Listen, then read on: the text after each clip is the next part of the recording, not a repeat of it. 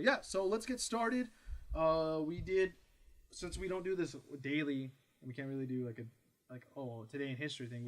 We put together a list of things that happened this week between May 28th through June 2nd. Yeah, I went through Saturday. Yeah. Okay.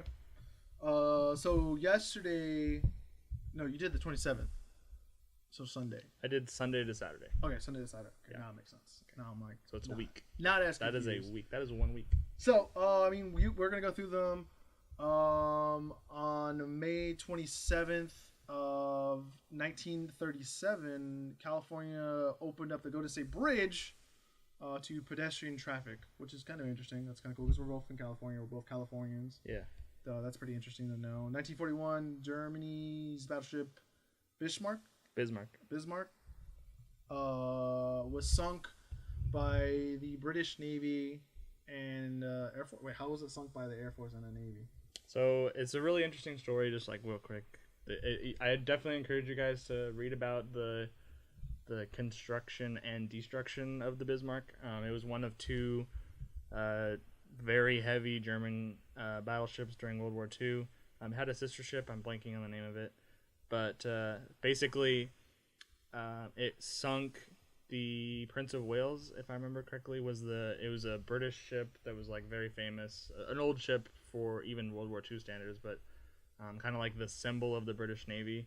And it was sunk by the Bismarck, and so the English went on this like crusade to sink this ship, and they finally caught it, and they ended up having to use World War I torpedo planes, biplanes, to bring, and it took like an obscene amount of torpedoes. Like it was really hard to sink this ship, and just a lot missing.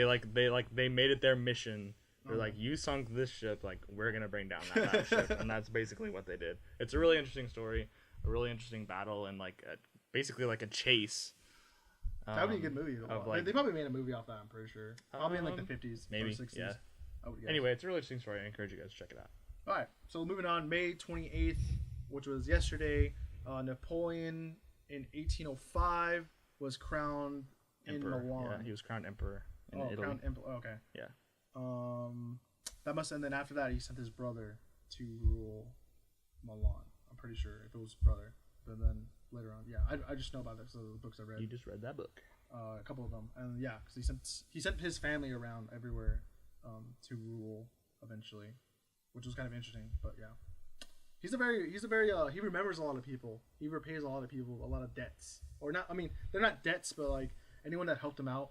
He's the OG Lannister. Yeah, no, not, I mean, he wasn't in debt to anyone. Anyone that helped him and his family out, like the guy that got him into the military academy with his dad, he went back and then, I don't know what he gave back. It was either a fund or something like that to the widow of the guy that helped him out, or his dad out. So he very much remembers people and who's helped him along the way. May 29th, 1453, Constantinople fell to the Ottoman Empire. Sultan Mehmed. Did I say that right? Mehmed II. And it brought the end to the Byzantine Empire, the Eastern Roman Empire. Yeah. Which spoke Greek. The end of an era. Yes. I think that was one of the first battles where gunpowder was used. From what I remember. Yeah, maybe. I guess the timing is about right. They were throwing like bombs or something like that was using gunpowder. Okay. So that's one, I think, from what I remember back in when I paid attention to weird stuff like that. 1790, Rhode Island becomes the last of the original colonies to ratify the Constitution, which makes sense because a lot of the smaller states were resisted, because obviously, Virginia Plan, they didn't like that. Yeah. And then they came up with the, was it Massachusetts, or there was another compromise or another plan, and then they came to the constitutional compromise. What was interesting, and something that I learned actually pretty recently about Rhode Island being so late in ratifying the Constitution, is actually that the United States formed its government without Rhode Island. I guess I didn't even think about it, but right, so like they had elections in, I believe, 88 in 1788, and like they had already had like basically a full year of Congress operating before Rhode Island decided that they were finally going to join up. Yeah, because there was a like when you see or hear any like the founding fathers talk about like my country, they're not saying like the colonies or like the United States. They're saying like Virginia, and like that's what some of them meant. Yeah, like that's in their so, country. yeah, So, yeah. like, You really have to look at the context for like some of those things. Yeah, which was kind of interesting. I'm like, whoa, I totally didn't look at it that way. Yeah. 1999, the Space Shuttle Discovery completes the first docking with the International Space Station, which is it's actually a big accomplishment, I guess, because it's scientific, engineering feat. May 30th, 1922, the Lincoln Memorial was dedicated in Washington D.C. or built. Dedicated, opened. Okay, open. Yeah. Is that another word for saying opened? Basically. Okay, I didn't know that. I'm not as smart as you, I guess. And then a lot of great things like civil rights speeches. The I Have a Dream speech was in Lincoln Memorial. Going on there. Got a lot of big walks and whatnot, or marches. 1958, unidentified soldier killed in World War II in the Korean conflicts were buried in Arlington Cemetery. So this was basically the start of the Tomb of the Unknown Soldier. Oh, okay. So yeah. I thought they started that back in the Civil War, but okay, that makes sense. Well, they sorry, not the start, but like they like added to. Okay, that's good to have or to know as well. Yeah.